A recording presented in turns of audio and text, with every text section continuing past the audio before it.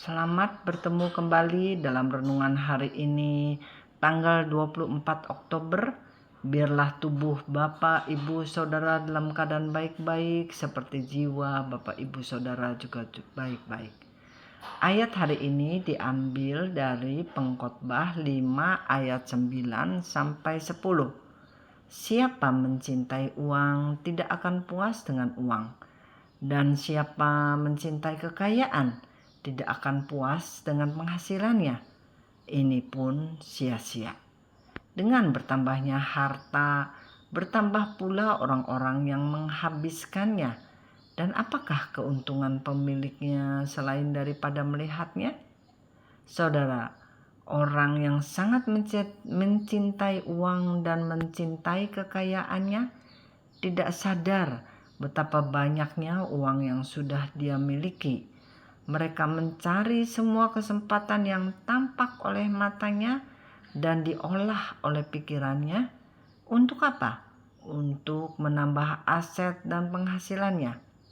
Waktu yang telah terbuang dan pikiran yang telah dicurahkan, dikatakan oleh si pengkhotbah bahwa semuanya akan sia-sia. Pengkhotbah sudah pernah memiliki harta yang berlimpah-limpah tersebut. Dapat dikatakan bahwa si pengkhotbah adalah orang yang paling kaya di zamannya.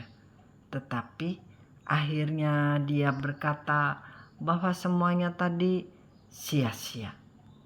Dia hanya bisa menyaksikan bahwa banyak orang-orang di sekelilingnya ikut menikmati kelimpahannya. Tetapi dia hanya bisa melihatnya tanpa bisa bertindak untuk mengurangi hal tersebut. Dari Pengkhotbah 5 ayat 14, 15, dan 16, sebagaimana ia keluar dari kandungan ibunya, demikian juga ia akan pergi, telanjang, seperti ketika ia datang, dan tak diperolehnya dari jerih payahnya suatu pun yang dapat dibawa dalam tangannya. Ini pun kemalangan yang menyedihkan. Sebagaimana ia datang, demikian pun ia akan pergi. Dan apakah keuntungan orang tadi yang telah berlelah-lelah menjaring angin? Malah sepanjang umurnya ia berada dalam kegelapan dan kesedihan, mengalami banyak kesusahan, penderitaan, dan kekesalan. Saudara, berapapun kekayaan Anda pada suatu hari, pada waktu mati akan berlaku ayat ini, yaitu saudara lahir dalam ketelanjangan. Maka suatu hari pada waktu saudara meninggal, kekayaan itu tidak bisa dibawa. Dan kita semua meninggal dalam ketelanjangan juga.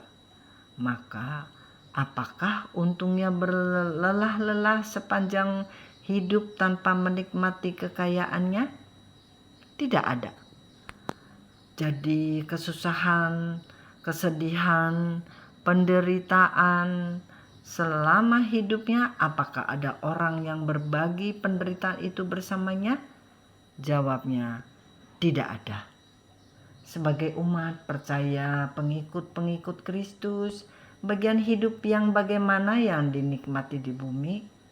Jawabnya, apabila berapapun banyaknya uang yang dihasilkan, kita selalu diberi kesempatan oleh Tuhan untuk menikmatinya, untuk hidup berbahagia dan penuh ucapan syukur atas apapun yang kita miliki.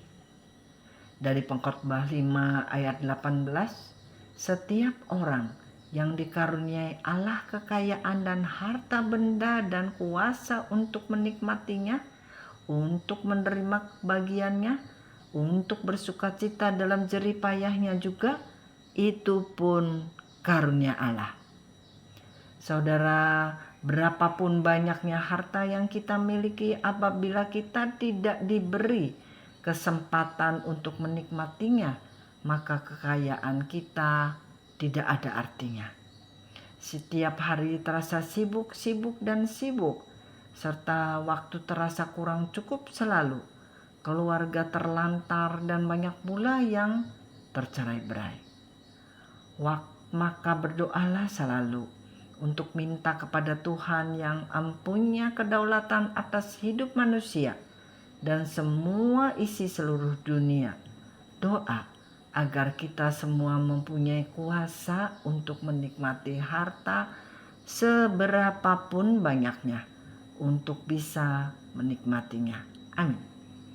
Terakhir, hendaklah sebagai ganti kekayaan kita minta hikmat kepada Tuhan. Dari Pengkhotbah 7 ayat 11 dan 12, hikmat adalah sama baiknya dengan warisan dan merupakan suatu keuntungan bagi orang-orang yang melihat matahari.